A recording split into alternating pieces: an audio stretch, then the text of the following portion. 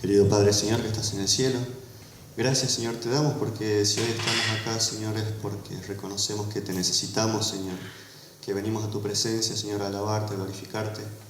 Te doy las gracias también porque me permitís, Señor, dar un mensaje, Señor, a mis hermanos. Y te pido, Señor, que este mensaje sea dado por vos, Señor, que todas las palabras que salgan de mi boca sean guiadas, Señor, por tu Espíritu Santo.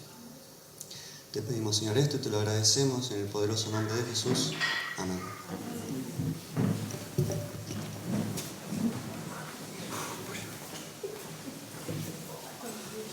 Feliz sábado, feliz sábado, feliz sábado. ¿Se me escucha bien ahí? Sí. Ok. Bueno, qué lindo que es estar, qué nervios que es dar un mensaje, ¿no? Bueno, mis hermanos, como ahí ven en el título, hay dos preguntas, ¿no? El tema se va a basar en estas dos preguntas. ¿Somos perseguibles? Y la segunda pregunta es bastante similar, dice, ¿soy del suficiente material como para ser perseguido? Así que, para desarrollar este tema, vamos a estudiar estos 7 eventos. ¿Ok? Vamos a estudiar estos 7 eventos, la condición de los apóstoles antes de la pasión de Cristo, la espera activa de los apóstoles antes de recibir el poder del Espíritu Santo, el momento en que se derramó el Espíritu Santo, luego la predicación de los apóstoles una vez que lo recibieron, el resultado de esta predicación, que fue el crecimiento exponencial, un crecimiento extraordinario de la iglesia. Luego, cómo Satanás, para contrarrestar esto, levanta una persecución y finalmente la aplicación a nuestros días. Así que comenzamos con la condición de los apóstoles. ¿Cómo eran los apóstoles, los discípulos de Jesús a lo largo del ministerio de Cristo? Vamos a ver estas características. ¿Cómo eran los discípulos? Dice Lucas 9, 52 al 54 que eran violentos, así que ese va a ser el primer pasaje que vamos a leer en esta mañana.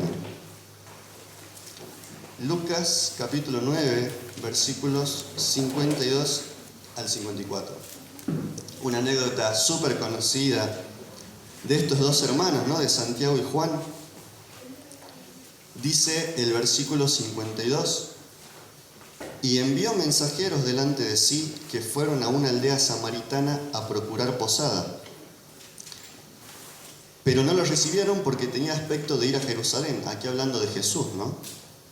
Y dice el versículo 54, viendo esto, sus discípulos Santiago y Juan le dijeron, Señor, ¿quieres que mandemos que descienda fuego del cielo y los consuma como hizo Elías? Entonces ahí queda en evidencia, ¿no? Esta primera característica, esta primera condición de los discípulos, que eran violentos. ¿Qué más nos dice? Servían por recompensa, ¿no? Mateo capítulo 19, versículo 27, dice lo siguiente. He aquí, nosotros lo hemos dejado todo y te hemos seguido. ¿Qué pues tendremos? ¿No? Le dicen los discípulos a Jesús.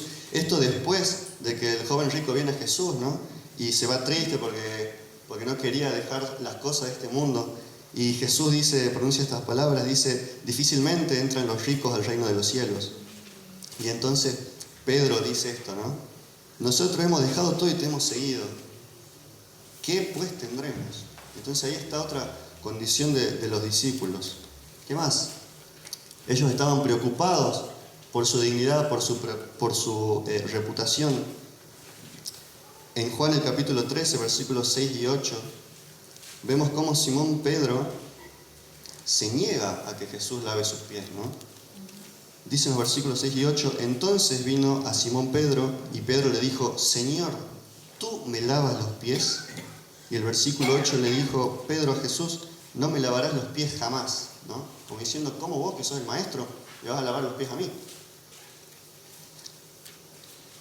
Luego también tenemos que en el último viaje de Jesús a Jerusalén, aquí hablando ya de que entre ellos se peleaban constantemente, se disputaban, querían ser el número 1, querían ser el que esté a la diestra de Dios, no sé qué.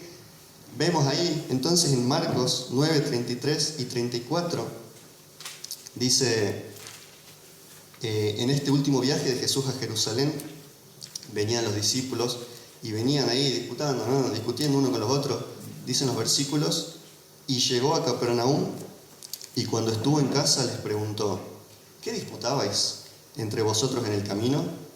Mas ellos callaron. ¿Por qué? Porque en el camino habían disputado entre sí quién había de ser el mayor.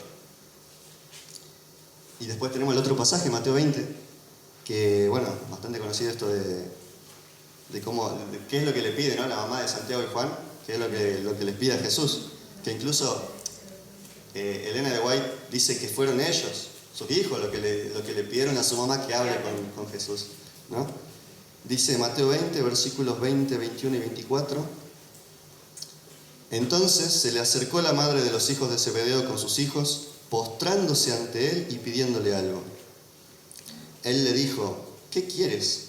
Y ella le dijo: ordena que en tu reino se sienten estos dos hijos míos, el uno a tu derecha y el otro a tu izquierda.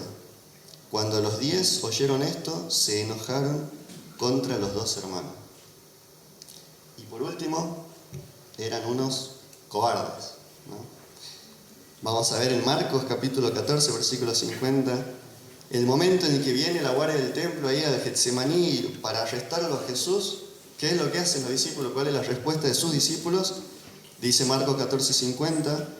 Entonces todos los discípulos, dejándole, huyeron, ¿no? Cobardes. Y unos versículos más adelante, en el versículo 71, vemos a Pedro, ¿no? Otra vez Pedro, el protagonista, ahí negándolo a Jesús 3 veces, ¿no? Avergonzado, ahí temeroso de que lo asocien con Jesús, lo niega. Y la tercera vez que lo niega hasta con palabras profanas, ¿no? En el caso de Pedro, incluso Elena de White menciona esto, ¿no? El pecado de Pedro fue más grande que simplemente temer porque lo asocian a Jesús por el hecho de que lo podían matar. Ella dice que Pedro estaba avergonzado de ser asociado con Jesús porque Jesús no había resultado ser el Mesías que él esperaba. Bueno, el versículo 71 de Marcos 14 dice: entonces él, Pedro, comenzó a maldecir y a jurar: no conozco a este hombre de quien habláis, ¿no? Esos eran los discípulos de Jesús a lo largo de su ministerio. Ahora, no eran simplemente esas condiciones que tenían ellos, sino que sus personalidades, su temperamento eran diferentes, eran variados.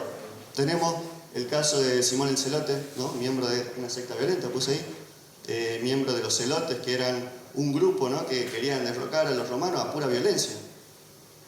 Judas, ¿no?, que hacía de menos a sus compañeros porque él tenía un sentimiento de altivez, ¿no? Ahí tenía un concepto elevado de sí mismo. Mateo, un publicano, cobrador de impuestos, ¿no?, interesado en ganar dinero. Santiago y Juan, los hijos del trueno, violentos, ¿no? Pedro, bocón, traicionero, ahí negándolo a Jesús, violento también, se le iba la lengua. Y Tomás, ¿no?, el que no creía si no veía, ver para creer, decía él. Y ahí puse la pregunta abajo: ¿quién podía entonces unir a este grupo tan diverso, tan conflictivo, tan discorde, que parecía autosuficiente, ¿no? Ahora, Jesús, sabiendo esto, Jesús conociendo a sus discípulos, conociendo los bueyes con los cuales araba, vamos a ir buscando Juan capítulo 17, vamos a ver la oración que hace Jesús a su Padre justamente para esto, ¿no?, para unir a este grupo de personas. Juan capítulo 17, versículos 20 al 23. Ahora sí les pido a uno de mis hermanos que lo pueda leer, por favor. 20. Juan 17, 20 al 23. No ruego solamente por ellos, sino también por los que han de creer en mí por la palabra de ellos, para que todos sean uno como tú, Padre, en mí y yo en ti. Que también ellos sean uno en nosotros, para que el mundo crea que tú me enviaste. Yo les di la gloria que me diste, para que sean uno, así como nosotros somos uno. Yo en ellos y tú en mí, para que sean perfectos en unidad, para que el mundo conozca que tú me enviaste y que los amaste a ellos así como me amaste a mí. Gracias, Valen. Entonces ahí está. La pasión de Jesús en ese momento era unir a los discípulos. Él estaba pidiéndole a Dios que este grupo tan discorde, tan peleador, tan diferente entre ellos, se puedan unir. Lo que nos lleva al punto número 2, que es la espera activa de los apóstoles antes de recibir el poder del Espíritu Santo. Ahora, ahí dice bien, ellos estaban esperando, ¿no? Ya nos trasladamos un poco más adelante en la historia, después de que Jesús es crucificado, después de que es sepultado, resucitado y después de que anduvo con ellos 40 días, ellos quedan 10 días esperando la lluvia temprana, el derramamiento del Espíritu Santo, pero ellos no se quedaron simplemente esperando. Bueno, ya va a llegar, capaz mañana, capaz pasado. Espera activa, es decir, ellos estaban haciendo algo. Ahora, vamos a buscar Mateo 28, versículos 18 al 20. Vamos a ver cómo inmediatamente antes de la ascensión de Jesús, Él dice que el Padre le había dado toda autoridad en el cielo y en la tierra. Mateo 28, versículos 18 al 20. Entonces Jesús se acercó a ellos y les dijo: Toda autoridad me ha sido dada en el cielo y en la tierra. Por tanto, id a todas las naciones, haced discípulos, bautizándolos en el nombre del Padre, del Hijo y del Espíritu Santo, y enseñadles a obedecer todo lo que os he mandado, y yo estoy con vosotros todos los días hasta el fin del mundo. Bien, ahí está, ¿no? Entonces Jesús, después de haber vencido la muerte, después de haber resucitado, dice: ahora que he conseguido esto, ahora que he logrado vencer a Satanás, toda la autoridad me es dada, y yo les voy a dar ese poder que recibí yo del Padre, se los voy a dar a ustedes. Pero todavía no se los dio, ¿no? Antes de ascender, Jesús les explicó que ese poder le iba a dar a ellos, que ese mismo poder que el Padre le había dado, se lo iba a dar a ellos. Eso lo encontramos en Hechos, capítulo 1, versículos 4 y 8. Lo voy a leer rápidamente. Dice: en una ocasión en que comía con ellos, les mandó que no se fueran de Jerusalén, sino que esperasen la promesa del Padre que oísteis de mí, dijo. Y el versículo 8 dice: pero recibiréis poder cuando venga sobre vosotros el Espíritu Santo, y me seréis testigos en Jerusalén, en toda Judea, en Samaria y hasta los confines de la tierra. Así que mientras ellos esperaban, en estos 10 días, ¿no?, en el aposento alto, ellos tenían que hacer algo, se tenían que preparar para recibir ese poder del Espíritu Santo, el derramamiento del Espíritu Santo en sus vidas. Ahora vamos a leer Juan capítulo 20, hay una página atrás, Juan capítulo 20, versículos 21 al 23, y vamos a notar cómo Jesús, antes del derramamiento del Espíritu Santo, ahí en el día del Pentecostés, Él ya les había dado el Espíritu Santo. Juan capítulo 20, versículos 21 al 23 dice: entonces Jesús les dijo otra vez: paz a vosotros, como me envió el Padre, también os envío yo. Con eso sopló y les dijo: recibid el Espíritu Santo. A quienes perdonéis los pecados, les quedarán perdonados, y a quienes los retengáis, les quedan retenidos. Ahora esto es interesante, ¿no? Porque Jesús, en estos versículos vemos que les sopla, les da el Espíritu Santo, pero después les vuelve a prometer que le va a dar el Espíritu Santo, ¿no? Lo interesante de esto es lo siguiente: como vimos hace un momento, los discípulos no estaban listos para recibir el poder del Espíritu Santo.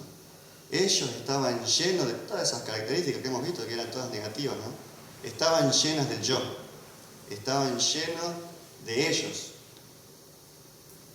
Y el Espíritu Santo no puede llenar algo que ya está lleno.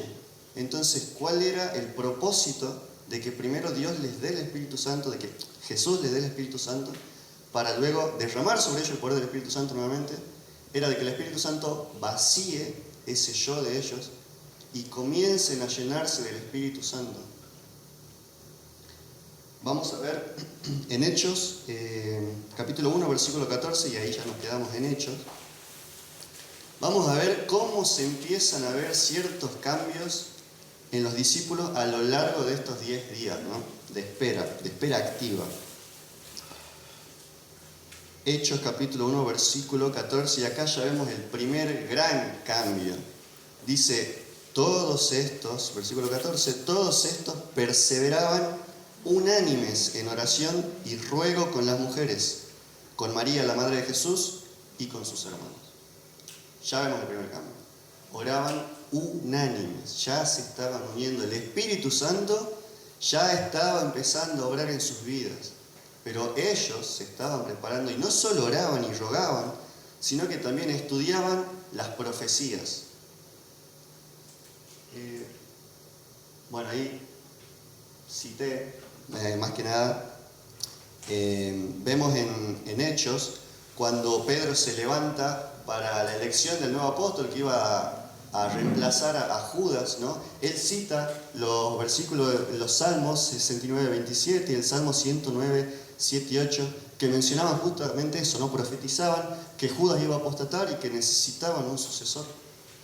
Y después, en el sermón del Pentecostés de Pedro, él cita más profecías, ¿no? La profecía de Joel, de los Salmos, de Segunda de Samuel también. Entonces, ellos no solamente habían orado, no solamente habían empezado a dejar de lado las diferencias que los separaban, sino que habían escudriñado, habían estudiado con fervor las profecías. Vamos a leer Hechos capítulo 2, versículo 1. Y aquí una vez más nos dice, ¿no?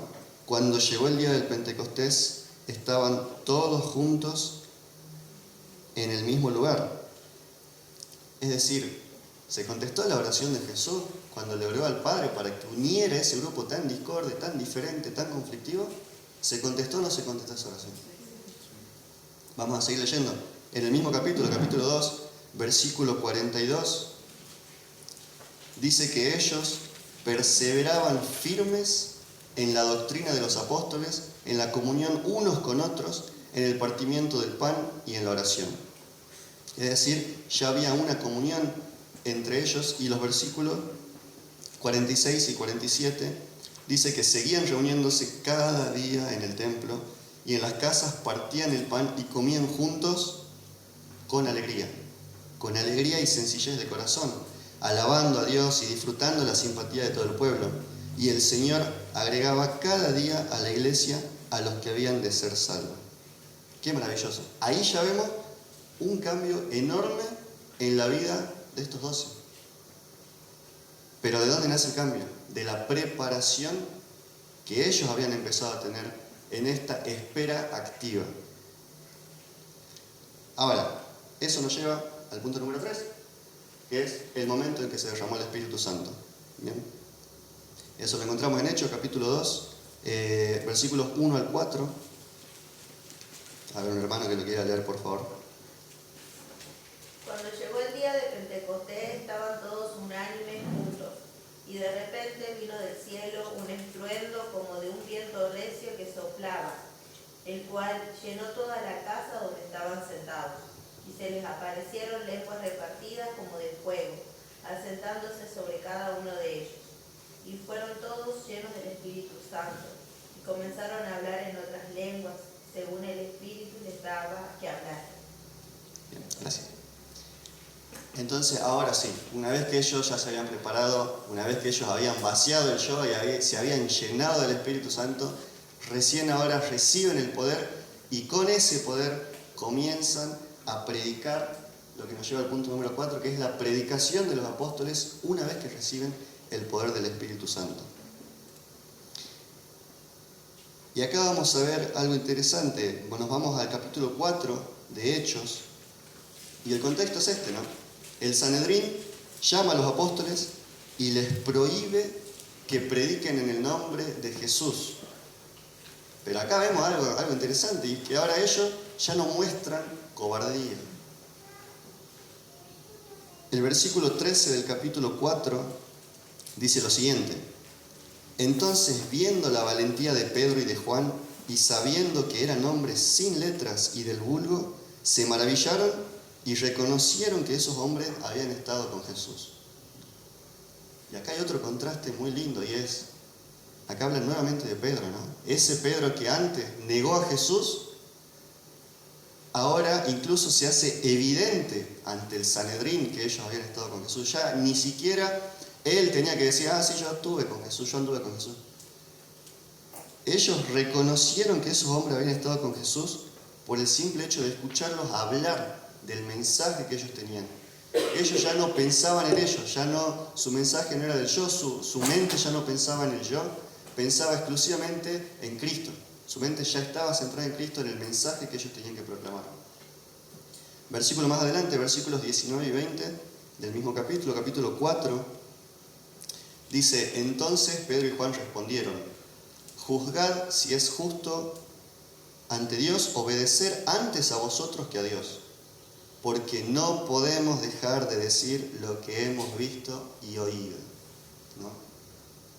Una persona que proclama el mensaje, hermano, es una persona que tuvo una experiencia con el mensaje. Ahora, yo pregunto, ¿ellos tenían algo para contar? Una banda, 3 años y medio andando con Jesús todos los días. ¿Sabés la cantidad de cosas que tenían para decir? Ellos tenían una relación con Jesús. Ahora, si nosotros no queremos contarle a los demás, es muy probable que sea porque no tenemos una relación con Jesús. Y ese es un tirón de oreja para cada uno de nosotros. Seguimos. Hechos, mismo capítulo, versículos 29 al 31.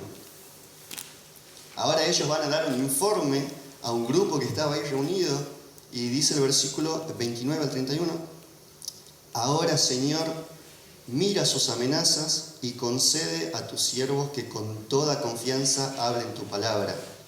Extiende tu mano para que sanidades, milagros y prodigios sean hechos en el nombre de tu santo siervo Jesús.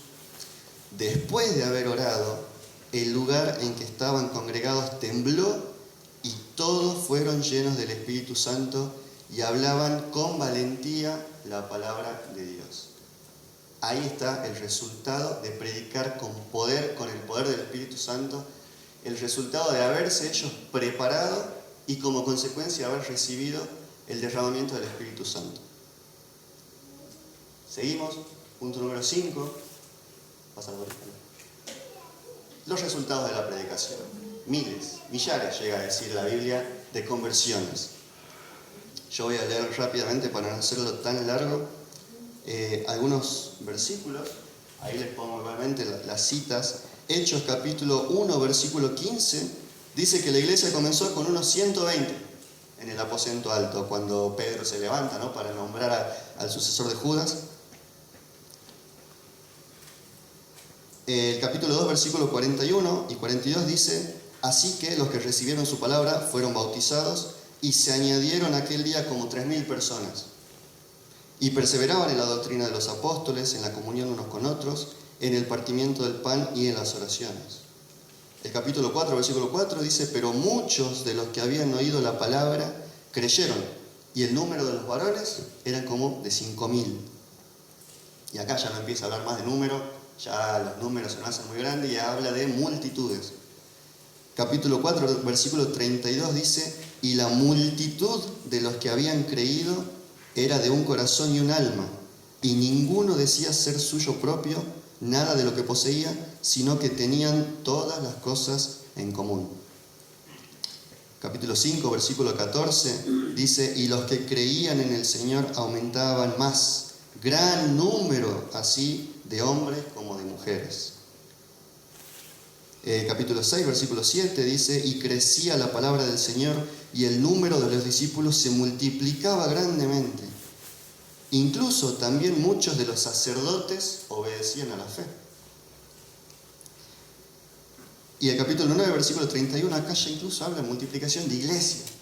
Dice: entonces las iglesias tenían paz por toda Judea, Galilea y Samaria, y eran edificadas andando en el temor del Señor, y se acrecentaban fortalecidas por el Espíritu Santo. Y en el capítulo 21, versículo 20 de Hechos, dice: cuando ellos lo oyeron, glorificaron a Dios y le dijeron: ya ves, hermano, cuántos millares de judíos hay que han creído y todos son celosos por la ley. ¿Cuál es entonces el resultado de haber predicado con este poder? Millares de personas, un sinnúmero de personas convertidas al Evangelio de Cristo. Todo por haber recibido ellos el poder del Espíritu Santo. No porque necesitaban señales, no necesitaban prodigios, si lo trasladáramos a los días de hoy, no necesitaban una música que sea llamativa, no necesitaban, no sé, un show, luces, no necesitaban nada. El simple hecho del poder del Espíritu Santo, de que ellos hablaban a través de lo que les guiaba el Espíritu Santo, era suficiente para convertir, como dice acá el capítulo 21, a millares de personas. La simpleza de ser guiados por el Espíritu Santo, de recibir el Espíritu Santo, es lo único que ellos necesitaban para hacer este milagro en todo el mundo. Ahora, hay una cita de Elena de White que dice lo siguiente respecto a esto. Dice, ¿cuál fue el resultado del derramamiento del Espíritu en el día del Pentecostés? Las alegres nuevas de un Salvador resucitado fueron llevadas a las más alejadas partes del mundo habitado. Mientras los discípulos proclamaban el mensaje de la gracia redentora, los corazones se entregaban al poder de su mensaje. La iglesia veía afluir a ella conversos de todas direcciones. Los apóstatas se reconvertían, los pecadores se unían con los creyentes en busca de la perla de gran precio. Algunos de los que habían sido los más encarnizados oponentes del Evangelio llegaron a ser sus campeones. ¿No? Y acá creo que a todos se nos viene a la mente en esta última parte, ¿no? ¿A quién? A Pablo, ¿no? Bien, pasamos entonces al siguiente punto, que es, como consecuencia de esto, como consecuencia de las millares de conversiones, de estas millares de personas, Satanás comienza, pero es súbditos, seguidores, y se enoja, ¿no? Dice, che, mi terreno se está viendo afectado, y levanta una persecución. Vamos a leer Juan, capítulo 15, antes de leer la cita de Elena de White, vamos a leer Juan, capítulo 15, versículo 19. Juan capítulo 15. Juan capítulo 15, versículo 19.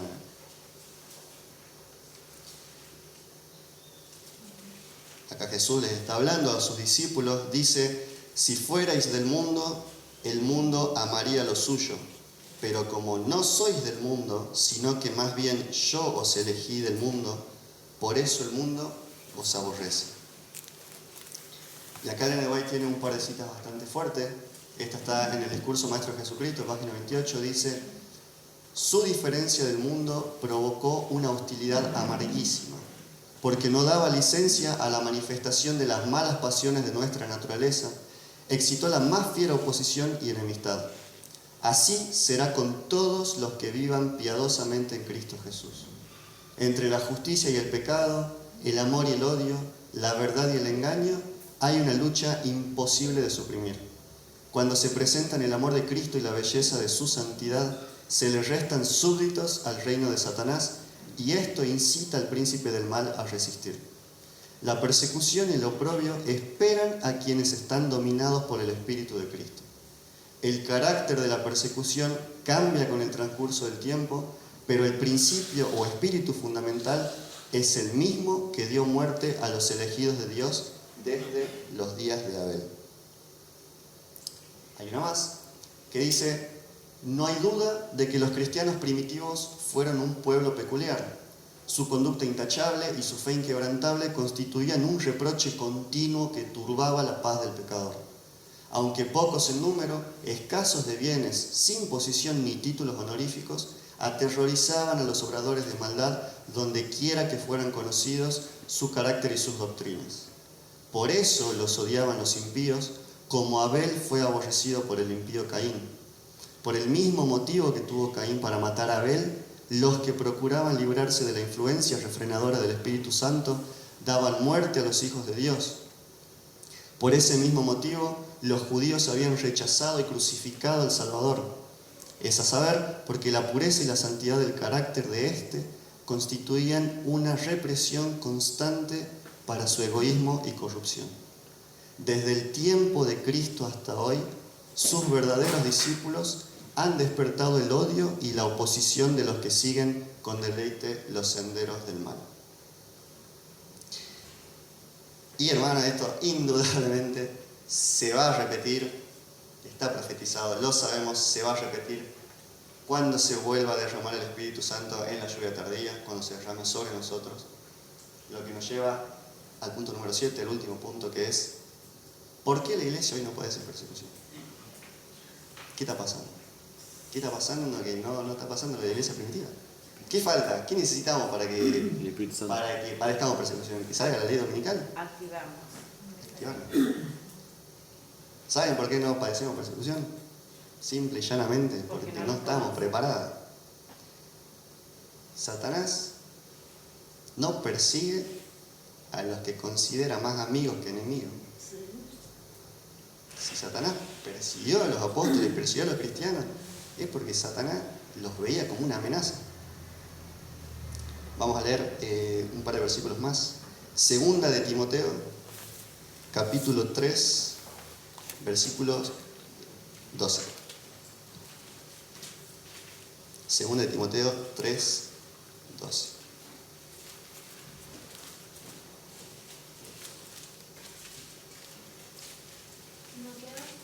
Segunda de Timoteo 3, capítulo 3, versículo 12. Dice: todos los que quieran vivir piadosamente en Cristo Jesús serán perseguidos. Juan capítulo 17, versículo 14, dice lo siguiente: yo les he dado tu palabra y el mundo los aborreció porque no son del mundo, como tampoco yo soy del mundo, dice Jesús. Ahora Santiago 4:4 dice lo siguiente: adúlteros, ¿no sabéis que la amistad con el mundo es enemistad con Dios? El que quiera ser amigo del mundo se vuelve enemigo de Dios. Hay una última cita para ir finalizando de Ellen G. White con respecto a esto último, que es a mí me llegó mucho. Dice: otro asunto hay de más importancia aún que debería llamar la atención de las iglesias en el día de hoy. El apóstol Pablo declara que todos los que quieren vivir piamente en Cristo Jesús padecerán persecución. ¿Por qué entonces parece adormecida la persecución en nuestros días? El único motivo es que la iglesia se ha conformado a las reglas del mundo y por lo tanto no despierta oposición. La religión que se profesa hoy no tiene el carácter puro y santo que distinguiera a la fe cristiana en los días de Cristo y sus apóstoles. Si el cristianismo es aparentemente tan popular en el mundo, ello se debe tan solo al espíritu de transigencia con el pecado y a que las grandes verdades de la palabra de Dios son miradas con indiferencia, y a la poca piedad vital que hay en la iglesia. Y acá viene el llamado: revivan la fe y el poder de la iglesia primitiva, y el espíritu de persecución revivirá también, y el fuego de la persecución volverá a encenderse. Revivan la fe y el poder de la iglesia primitiva. Nos preparemos. Satanás ya sabe. Satanás sabe que ya no le queda nada de tiempo. Satanás sabe que está hasta las manos. ¿Pero qué estamos esperando? Y acá viene la pregunta: ¿estamos esperando recibir el Espíritu Santo? Así como, bueno, ya va a llegar algún día, el año que viene. ¿O vamos a esperar como hicieron los apóstoles? ¿Cómo esperaron los apóstoles? Activos. Oraron, se congregaron, resolvían las diferencias que tienen entre ellos. Unánimes. Se unieron, unificaron ese grupo. Nosotros como iglesia tenemos que unificarnos, ser uno solo. Estudiaron las profecías, rogaban a Dios también por el Espíritu Santo, por el derramamiento del Espíritu Santo. Y volviendo a esto, ¿no?, de la persecución. Si Satanás te persigue, si vos ves que Satanás te persigue, que persigue a tu familia, es una bendición para tu vida. Es medio contraintuitivo, ¿no?, desear que alguien te persiga. Pero ¿eso qué quiere decir? Si Satanás te persigue, vuelve a lo mismo. Es porque te ve como una amenaza, te ve como un enemigo. Porque Satanás está viendo que el Espíritu Santo está actuando con poder en tu vida, que el Espíritu Santo está haciendo milagros, que vos estás actuando con poder en la vida de los demás. Y aquí viene la pregunta, la última pregunta. ¿Vas a ser de los que esperan mirando el reloj como cuando se te pasa el colectivo y decís, bueno, ya va a venir el otro, en algún momento, cuando tenga que venir. O nos vamos a levantar, nos vamos a preparar y vamos a activarnos, nos vamos a activar, vamos a querer activamente recibir el Espíritu Santo, nos vamos a preparar para recibir al Espíritu Santo. Si tu respuesta es un sí, nos pongamos de pie y no te decía Oti, pero vamos a cantar la canción Renuévame, que está en la carpeta